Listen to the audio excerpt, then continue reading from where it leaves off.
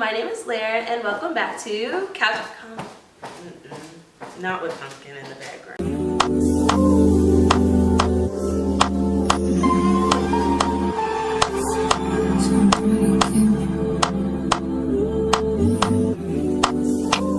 Hey everyone, and welcome back to Couch Convos with Llaran, where we have conversations from the coziest spot in my house, my couch.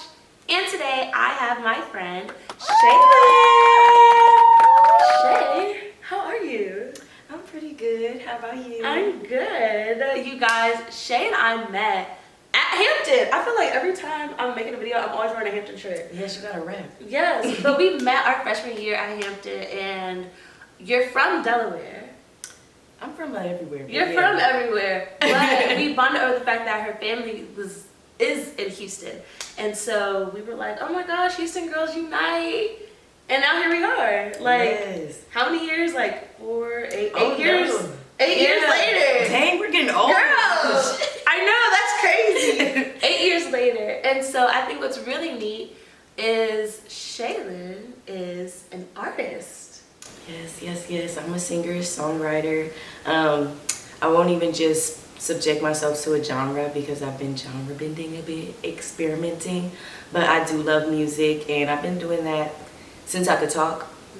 But professionally, I started focusing on my solo career at around like 18, 19. So it's been a journey, but I love it here. Yes. So with that, what made you want to get into making music and exploring that talent? So for a while I was kind of like just featuring on people's stuff, and I don't think I was that confident in my skill, because you know when you sing a lot and you're around family, they always saying like, you can't sing, shut up, da-da-da. So I was really taking that in, so I didn't think I was a good singer.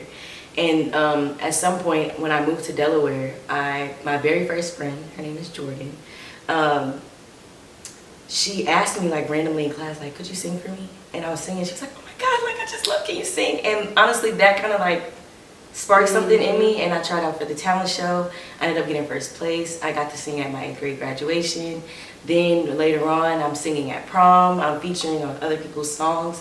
And so it was more so like me doing stuff for other people, but it was like, what is singing for me? Like, I know I love to sing, but who am I? So after Hampton, my first year, I wasn't able to go back financially. It was hard. I spent the whole summer saving, you know, working real hard, but you know, that's an expensive school. Yes. So I took a semester off thinking I could still figure it out during that semester. And during that time frame, I just went hard. Like, I was just doing covers on Instagram. I started like writing because I was insecure about that too. So I started like different methods to get better, and freestyling was my strong suit. So once I started doing that, and like I was like studying interviews, like my favorite band right now is the Internet.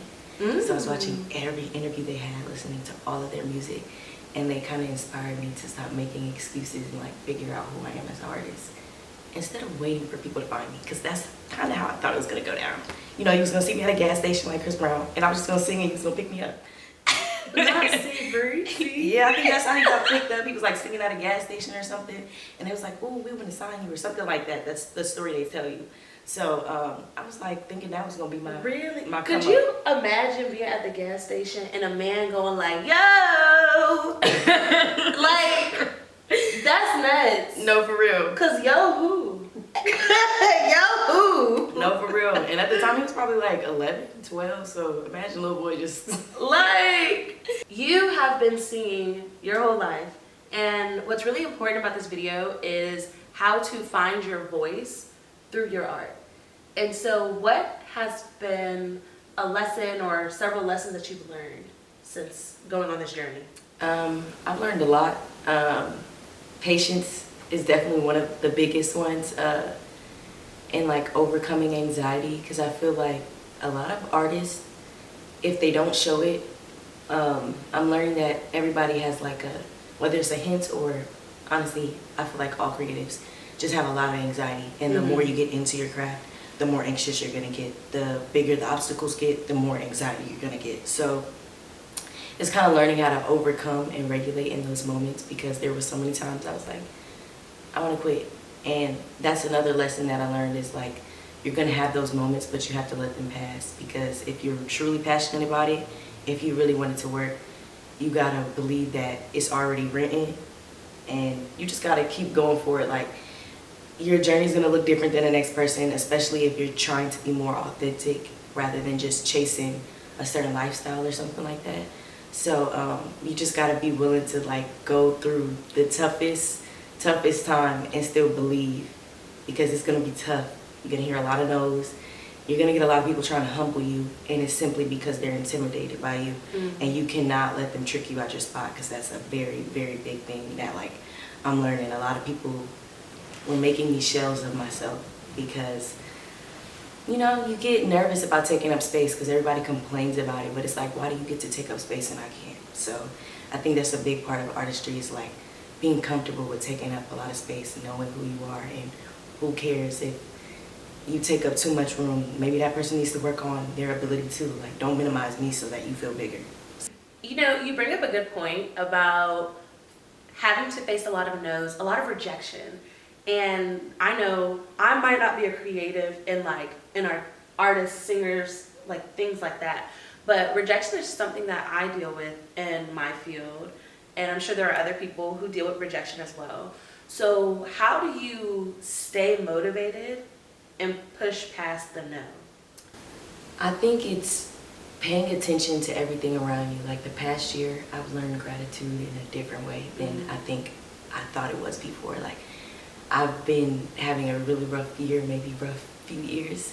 And when I look back at those where I was at that time versus now, it's just like, wow, like I really built something deeper than what I had before, like especially confidence. Like, I think it was built off the backs of other people, like, you know, outside validation. I figured out how to give that to myself a little bit, which has strengthened my ability to not care about the no's. And when you look at where you are now versus back then, it's just like, I needed those no's because I wouldn't know who I am. Like, at the time, I wanted something so bad. I was so impatient. And the whole time, like, that was God protecting me.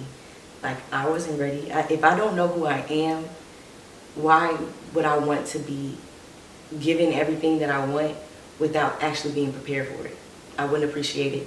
I had to learn appreciation this year. Like, I thought I knew what that was, but no, I learned that this year, like, to look around and see that I'm in a much better space even when it looks foggy than before.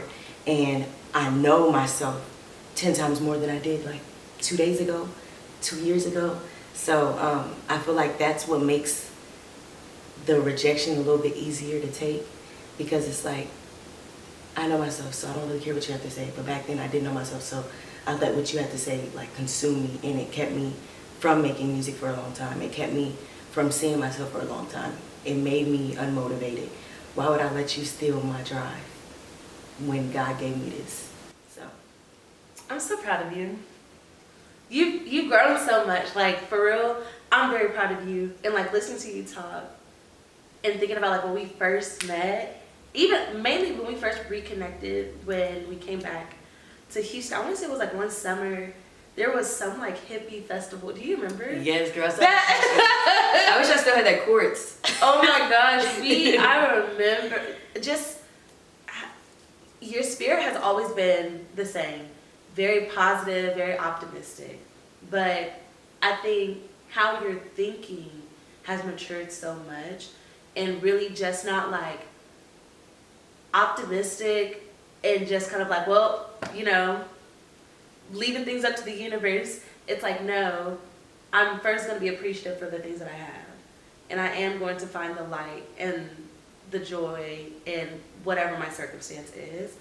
But I'm also going to make sure I do what I need to do to take the steps I need to get to where I want to be, no matter like how long it takes. Yeah. That's really important. And even like, to your question about rejection too, like one thing I was literally just talking to myself about yesterday, or I don't think it was yesterday, it was like 2 days ago. I also am like proud of the rejection, because like when I look at the music I'm making now versus back then, like I thought I was hot shit back then. And there's nothing wrong with thinking that. Like it was good for what it was, but like my voice has grown.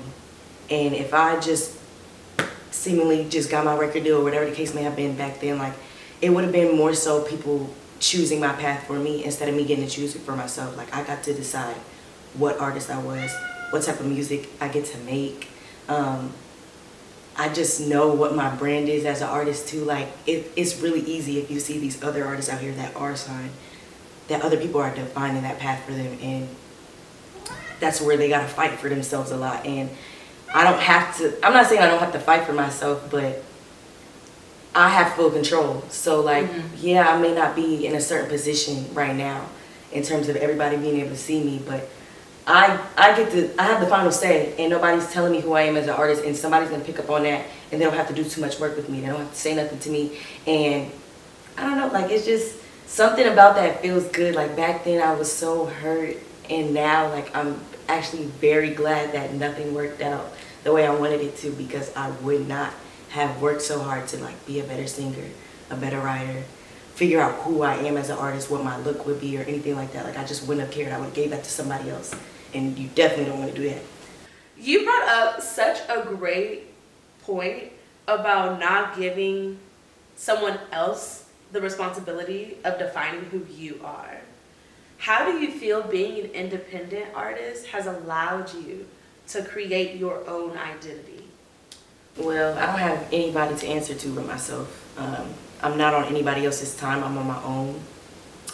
And so as time went by with that, I had to figure out myself as a person too, on top of the artist. It's two different people. One and the same, but still two different people. So I honestly just had to go through the motions. Like, I had to just let time pass and see what came with every trial and tribulation. To kind of strengthen myself, I had to try new things. Because I had that freedom, I get to try, like right now, I'm experimenting with all types of music. And nobody's telling me, no, you gotta stay in this box, you gotta stay in this box. No, I get to do that and see where that's taking me. And that's helping me figure out who I am. Like, I like everything, and I don't have to be just R&B. I don't have to just be pop. I don't have to just be alternative. Like, I don't have to just be neo-soul, because that's what I started with. I'm literally doing everything. And I'm seeing where I thrive best in, what I can mesh and blend together. I'm seeing all of my influences in one sound sometimes. And it's something about that that feels good. Like, okay, I watched 100 interviews just because I'm passionate about it.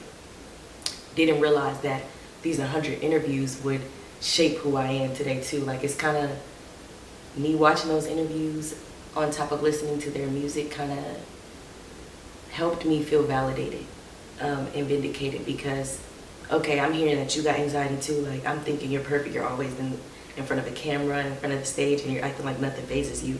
And I'm battling stage fright, or confidence in the song, actually releasing it, or not sending my song to everybody to hear the validation before I release it. And hearing other people say, oh, I went through this and I almost didn't drop this song for 3 years and now it's coming out. Or I wrote this song 10 years ago and it's just now coming out. I can understand where that's coming from now. I used to be like, hello, like, get this out. No, like, there's songs that I wrote 6 years ago, still haven't seen the light of day, but they're making their way out now. And I think it has a lot to do with just taking your time, like, seeing what, like, it'll all line up when it's supposed to, and you'll feel it, instead of just putting a date on everything and things like that. Just letting things come and go. You don't have to force anything. And so because I only answer to myself, I have that freedom. I feel like I used to rush myself, like somebody was on my neck, like, you gotta, everybody's dropping, you gotta, but like, I'm not in competition with nobody. I'm still pretty small, so like, regardless of how much I'm dropping or not, it's about like what I'm doing in the background with the music. Like, who am I? How am I pushing myself on top of just dropping this? What's the rollout look like? Stop just rushing to give something out and not caring about the quality, because that was a big thing. My first project was really good, but the quality, it was a lot of work. And that's why it's been a few years since I dropped a full project, because I'm learning to cross all my T's and dot all my I's instead of just feeling like I'm running out of time. Because I'm not. I'm only 26, and yeah, I've been at this for like 2 decades. I'll be okay. Well, my girl, As we are wrapping things up, I want to know, what message do you have for other new artists trying to find their voice through their music? Be patient, trust yourself, just really take your time.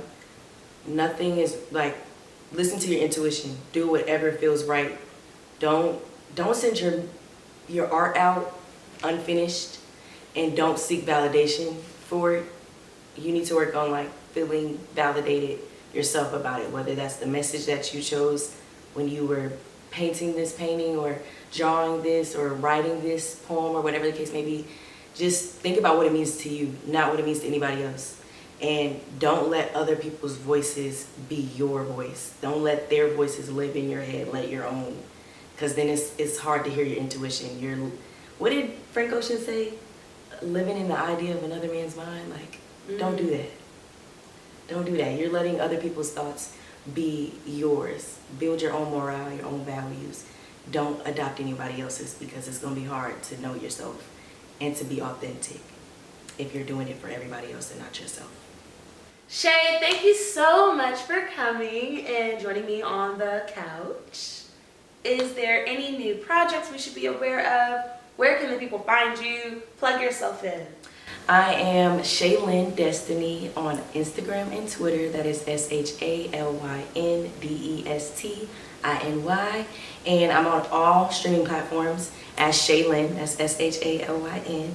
I have a new single coming out next Saturday. It's called Constellations. Dropping February 22nd, 222. This is a big deal. Everything from how long the song is to the date, it is 2 minutes and 22 seconds long, and it will be dropping at 2:22 p.m. So make sure you go stream that, because it was written in the stars. Thank you so much, girl, and thank you guys so much for watching. Make sure you like, comment, and subscribe, and we will see you next time. Bye. Bye.